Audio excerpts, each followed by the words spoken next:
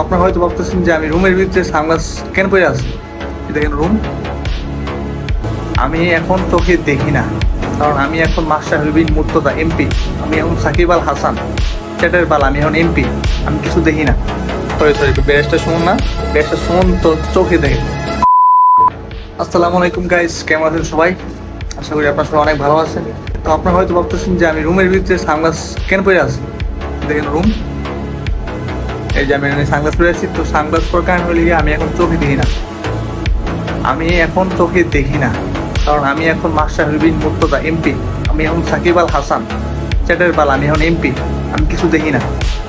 আমি এখন তহিদ আফ্রিদি, আমি এখন তামিম ইকবাল, আমি এখন মুশফিকুর রহিম, আমি এখন মাহমুদুল্লাহ রিয়াদ, আমি এখন ফারাজ করিম চৌধুরী, আমি এখন রাসুল্লাহ ছোট ভাই, আমি এখন আরগাস সাইম, আমি এখন আইমান সাদিক।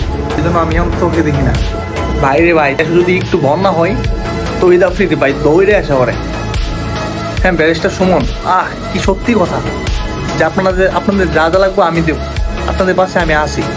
ফারাজ করিম চৌধুরী, আরে চৌধুরী ভাই ওই তো একটা ভন্ড ফাউল শালা। আর আমাদের কিং সাকিব আল হাসান তো কানাডায় বলছে যে ভাই আপনি চোখে না হয় কম দেখেন, বিবেকটাও কি কম।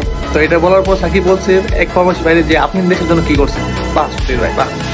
তো সাকিব ভাই আমি আপনাকে একটা কথা বলতেছি, আপনি দেশ থেকে টাকা বিদেশে পাচার করেন, বিদেশে নিয়ে যান, বিদেশে ঘরবাড়ি করেন, আর প্রবাসীরা প্রবাস থেকে টাকা দেশে নিয়ে দেশ উন্নত করে। কি বলবো ভাই, ওদেরকে আমরা আইডল ভাবি, আমাদেরকে কি ভাবতেছে। আমি এখন barrister Suman, sorry barrister Suman না, ব্যারিস্টার সুমন তো চোখে দেখাও ওই কি করে। ব্যারিস্টার সুমন বলে জননেত্রী শেখ হাসিনা আমাদের গর্ব। সবগুলা বন্ধ। এখন মাঠে যাদেরকে দেখা যাইতেছে তারা হলো গিয়ে সত্যিকারের দেশপ্রেমী।